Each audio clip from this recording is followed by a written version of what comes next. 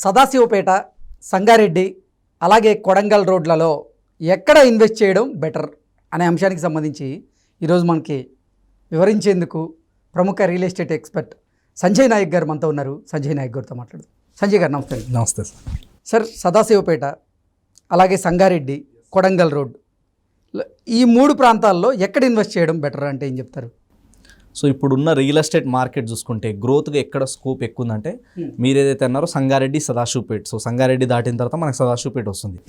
So Sangareddy వరకు అంతా కూడా ఇప్పుడు ఏంటంటే సంగారెడ్డి అనేది ఇంతకుముందు మనకి వేరే డిస్టిక్లో ఉండే, జైరాబాద్ డిస్టిక్లో ఉండే. ఎప్పుడైతే ఇక్కడ మనకి సంగారెడ్డి డిస్టిక్ అయిపోయింది, ఇప్పుడు సంగారెడ్డి డిస్టిక్ అయిన తర్వాత రియల్ ఎస్టేట్ వాల్యూ అనేది బాగా పెరిగింది. అక్కడ ల్యాండ్ వాల్యూస్ కానీ మార్కెట్ వాల్యూస్ కానీ చాలా బాగా మంచి అప్రిషియేషన్ వచ్చింది. ఉపాధి అవకాశాలు గారు పెరిగినట్టున్నాయి 100%. ఆ రూట్లో ఆల్రెడీ మనకి మేజర్గా ఫేమస్ ఎందుకు ఉంది అంటే ముంబై హైవే అనేది బాగా ట్రాన్స్పోర్టేషన్ ఎక్కువ ఉంటుంది అక్కడ. చుట్టుపక్కల ఎంప్లాయ్మెంట్ మనకు ఆల్రెడీ ఆ రూట్లో వెళ్తుంటే లెఫ్ట్ రైట్ మనకు అన్ని కంపెనీస్ ఇండస్ట్రీస్ కనిపిస్తూ ఉంటాయి. ఐఐటి మనకి కంది వరకు, షాద్నా మనకి ఏదైతే ముందు సంగారెడ్డి వరకు విపరీతమైన గ్రోత్ ఆల్రెడీ ఉంది. సో ఇప్పుడు కొత్తగా ఏంటంటే గవర్నమెంట్ ఏం చెప్పారంటే మెట్రో కూడా ఎక్స్పాన్షన్ చేయాలన్నారు.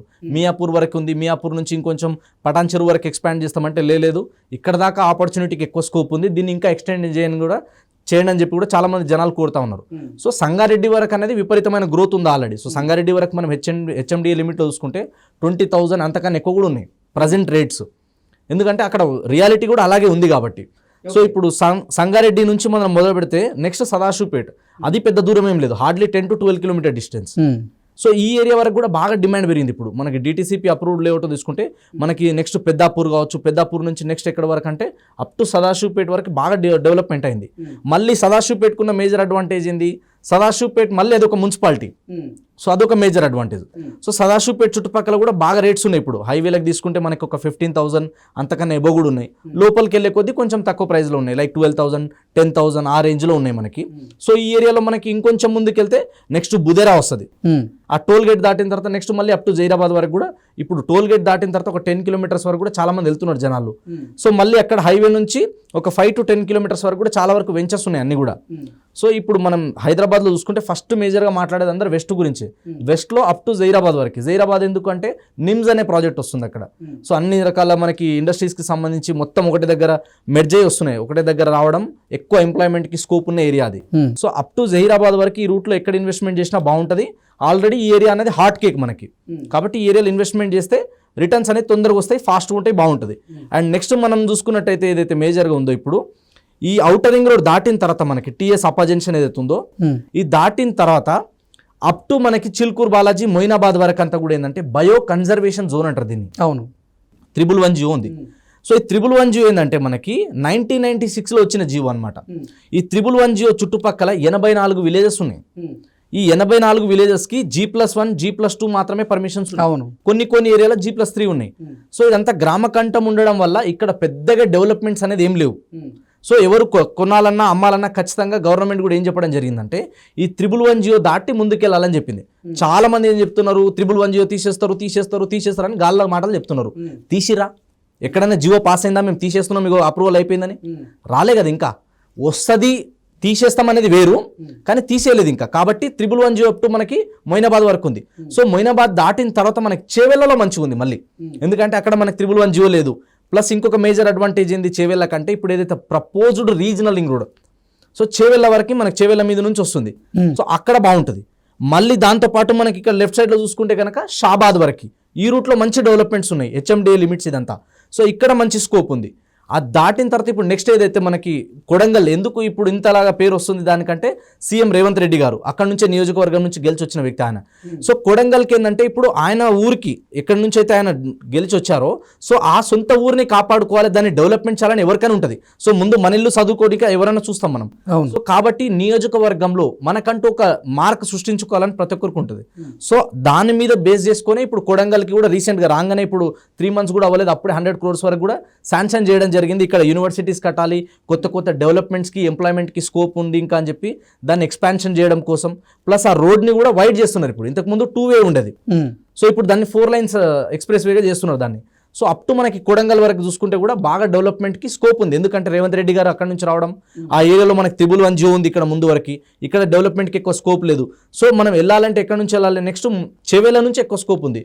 సో చేవేళ్ళ నుంచి ఫ్యూచర్లో కొడంగల్ వరకు కూడా డెవలప్మెంట్కి ఎక్కువ స్కోప్ అనేది ఖచ్చితంగా ఉంటుంది. బట్ అది ఎంతవరకు డెవలప్మెంట్ అవుతుంది, నెక్స్ట్ ఏమేమి ప్రాజెక్ట్ రాబోతున్నాయి అనేది నెక్స్ట్ ఇప్పుడు ఎంపీ ఎలక్షన్స్ అయిన తర్వాత గవర్నమెంట్ ఏదైతే ప్రపోజల్ చేస్తుందో, ఏవైతే అనౌన్స్మెంట్ చేస్తుందో దాన్ని బేస్ చేసుకొని పెరగవచ్చు.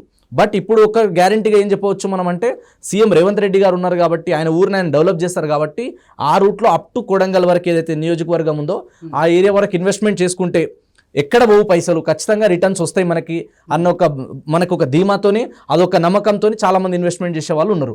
సో ఒకవేళ మనం కంపేర్ చేసుకోవాలి, మనకి ఇప్పుడు రన్నింగ్లో ఉన్నదైతే వెస్ట్ ఉంది, ఇది ఫ్యూచర్లో రావడానికి స్కోప్ ఉంది. సో లాంగ్ టర్మ్లో కనుక వెళ్ళాలి మనం అనుకుంటే కూడా ఇది బాగుంది. ఒకవేళ షార్ట్ టర్మ్లోకి వెళ్ళాలంటే కూడా మనకి సంగారెడ్డి, సదాశివపేట బాగుంది. సో ఒకవేళ మనకి ఇక్కడ ఈ ప్రైజ్లలో కూడా మనకి ప్రైస్ వేరియేషన్ చూసుకొని కస్టమర్ నిర్ణయం తీసుకుంటే మంచిగా ఉంటుంది. ఓకే, ఇప్పుడు సదాశివపేట కానీ, సంగారెడ్డి కానీ, లేదంటే కొడంగల్ రోడ్డు, ఈ 3 ప్రాంతాలలో ఎక్కడ తక్కువ ఇన్వెస్ట్మెంట్ పెడితే ఎక్కువ రిటర్న్స్ వస్తాయి, ఎక్కువ ప్రాఫిట్స్ ఉంటాయి అంటే ఏం చెప్తారు? సో ఇన్వెస్ట్మెంట్ చేసేటప్పుడు ఎప్పుడైనా సరే సార్ 3 విషయాలు ఉంటాయి, వెరీ వెరీ ఇంపార్టెంట్. ఇది చాలా తక్కువ మంది మాట్లాడతారు దీని గురించి. ఫస్ట్, ఇన్వెస్ట్మెంట్ చేసేటప్పుడు మనం ఏం చూడాలంటే మన పర్పస్ ఆఫ్ ఇన్వెస్ట్మెంట్ ఏంటి అసలు అంటే, మనం వెళ్ళి ఇల్లు కట్టుకొని ఉండడానికా, లేదా ఇల్లు కట్టి రెంట్కి ఇవ్వడానికా, లేదా మనం ఈరోజు తక్కువ అమౌంట్లో మనకు మంచి ప్రాపర్టీ వస్తుంది, కొనుక్కుందాం, ఫ్యూచర్లో మంచి రిటర్న్స్ వచ్చినప్పుడు అమ్మేద్దామన్నా, అంటే ఇన్వెస్ట్మెంట్ పాయింట్ ఆఫ్ వ్యూలో వెళ్తున్నారా, మీ పర్పస్ ఏంటి అనేది క్లియర్ ఉండాలి first thing. Second, very very important thing ఏంది, సో మనం ఇన్వెస్ట్మెంట్ చేస్తున్నాం బాగానే ఉంది, మరి ఎంత ఇన్వెస్ట్మెంట్ చేస్తున్నాం అనేది మ్యాటర్.